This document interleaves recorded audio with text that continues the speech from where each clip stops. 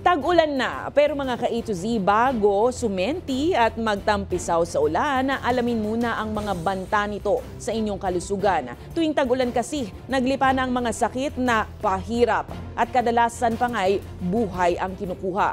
Ano-ano nga ba ang mga sakit na ito? Alamin sa balitang A to Z ni Naomi Almojano. Hand fan at aircon out dahil tapos na ang mga araw na tagaktak ang pawis sa init ng panahon. Ngayon, ihanda ng inyong payong, kapote at bota dahil opisyal na ngang idineklara ng Weather Bureau Pag-asa nitong Lunes ang pagsisimula ng tag-ulan sa bansa.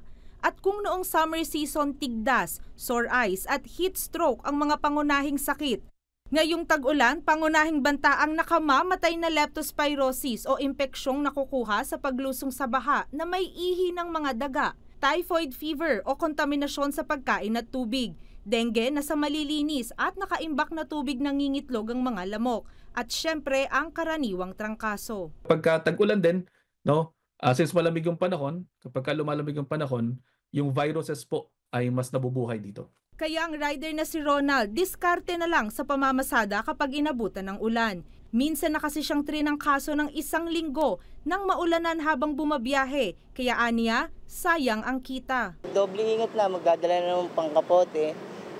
Pwede silong muna sa mga gas station. Payo ng health expert na si Dr. Dex Makalintal, sakaling makaramdam ng sintomas, agad na magpatingin sa doktor para malunasan o maagapan agad ito. Tandaan po natin, napakahirap na pong maghabol ng kalusugan kapag nasa banig na kayo ng karamdaman. Kung may nararamdaman po kayo, huwag nang manghula, magpakonsulta na. Para naman makaiwas sa pagkakasakit, iwasan ang baha hanggat maaari. Kung hindi po may iwasan, siguraduhin po na kayo po ay magsusuot ng bota, maglinis po ng paligid. Dapat po wala yung mga stagnant waters ninyo sa mga paso. Siguraduhin pong malinis ang iniinom at mga kinakain ninyo. Palakasin po ang ating mga resistensya. Samantala, bukod sa pag-iingat sa kalusugan, paghandaan din ang kaligtasan. Lalo pat nasa 11 hanggang 19 na bagyo ang maaaring pumasok sa Philippine Area of Responsibility ngayong taon. 1 hanggang 2 ngayong Hunyo, 2 hanggang 3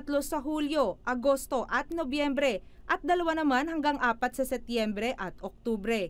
Kaya naman, ingat-ingat po. Para sa Balitang A to Z, Naomi Almojano.